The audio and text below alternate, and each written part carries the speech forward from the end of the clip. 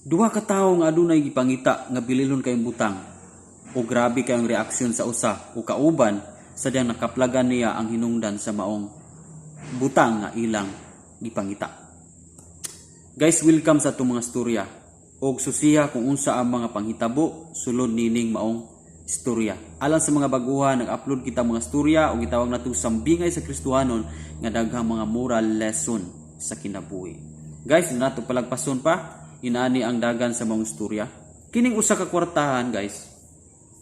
Ni question sa siyang ginabuhi og niyon siya, kwartahan man ta ko. Pero nganong wala ako nakasinati og tinud-an ang kalipay sulod sa akong kasing-kasing. Busa miingon ning kwartahan na amay maalamon nga magtatambag sa pikas barangay adtuon ko na. So giadto niya ang maalamon kay magpatambag siya. Karon pag atubangay nila sa maalamon, niyon ning maalamon. Brad, unsa may problema? Ingon tong kwartahan. Maalamon daghan kong kwarta, pero ang dako na kong problema kung ngano nga wa ko makasinati og tinud-an nga kalipay sulod sa akong kinabuhi. Iyon ang maalamon. Mao ba, Brad? Pwede ba nga mobalik lang ka ugma? Kay ugma lang ti ka advisean sa imong problema. So nitando ning maong kwartahan, palakton nga pagkasulti, balik sa pagkaugma. Karon pagbalik niya, niyon maning maalamon, nisugat maning maalamon niya nga subo kayo ang panagway.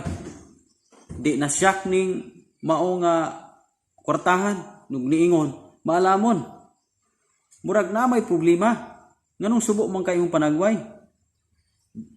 Bitaw, Brad, pwede ba, Brad, nga ang yung problema pod, di sana ako tambagan kag una kundili tabangi sa ako sa akong problema. Unsa may problema maalamon? Ang problema nako, Brad, kay ang akong bulawan nga singsing na taktak kaganina kadlawon ug wala na nako makit-i. Pwede ba nga hangyoon ka nga mutabang og pangita sa akong bulawan nga singsing abi nimo mao gyud akong kalipay nga singsing, Brad? Pero kaganina ra kong binulong wa gyud ako makiti. Mao ba? So atong tabangan maalamon, gitabangan nila og bulong ning maong singsing.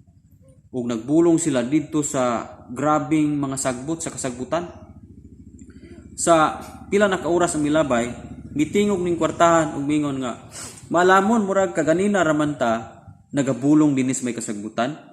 Pero wala man gyud nato bisan gipukli natong mayo ang mga sagbot, wa man gitay nakita nga singsing ug kaning gitawag nimong nawala nimong bulawan nga singsing. Pwede ba nga mangutana ko maalamon kung asa man gyud di ay nahulog ang imong singsing para maklaro nato? So niiyon ang maalamon. Bitaw sa tinuod, Brad, mao bitang gipabalik tika kay ani ang senaryo.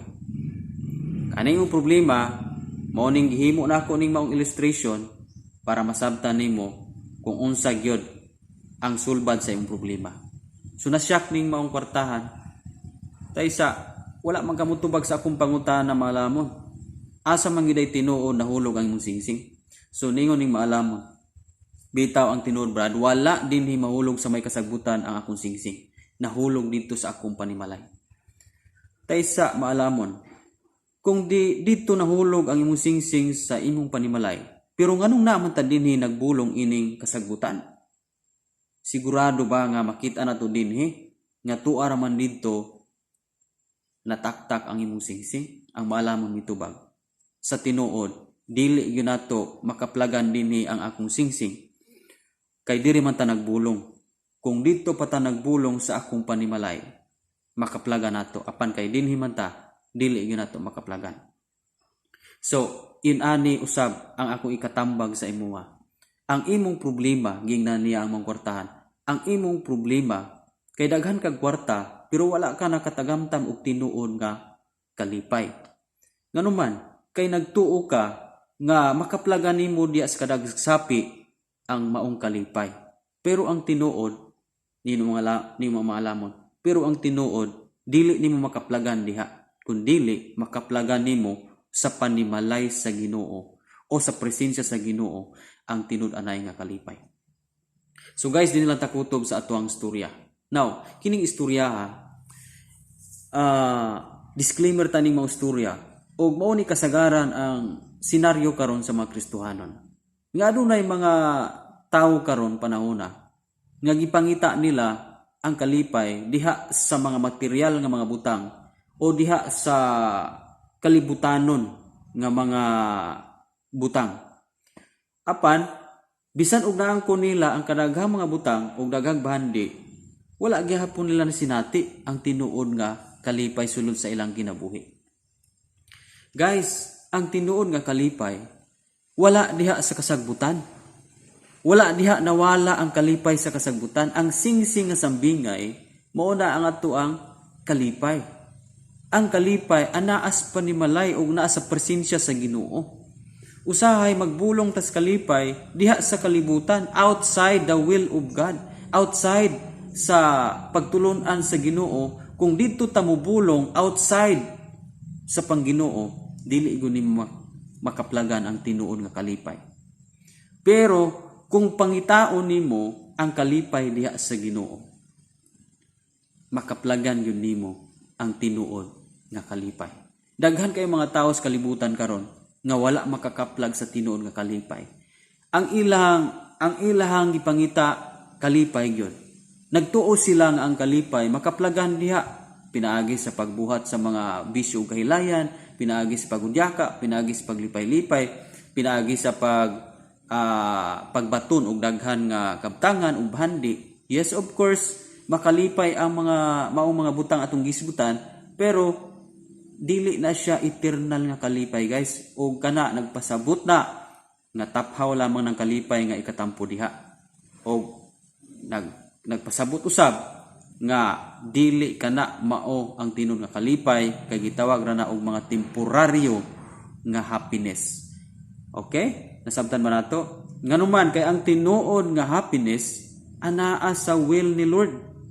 Anaa sa pagtulon-an sa pulong sa Ginoo. Matod pa ni Salmista David in Psalms 119 verse 24, ang imo mga pagtulon-an mo'y akong kalipay.